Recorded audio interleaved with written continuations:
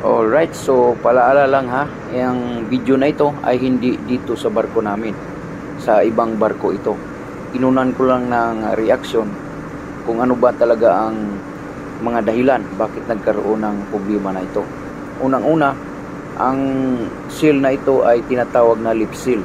So ang lip seal na ito ay mayroong cooling or lubrication na langis nanggagaling mismo doon sa stern tube tank.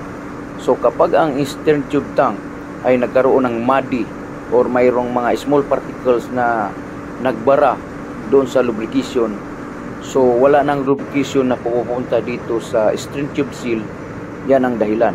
Pangalawang dahilan, yung stern tube tank may halo siyang seawater. So pag may halong seawater, full lubrication na yan.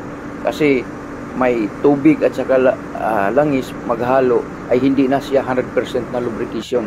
So mag-iinit yung lip seal na yan at mapupunit. Yan ang sanhi na nangyayari ito, na napunit yung lip seal, nag-expand yung lip seal at pumapasok na yung seawater nang gagaling sa labas papuntang engine room. Ito ang mga dahilan.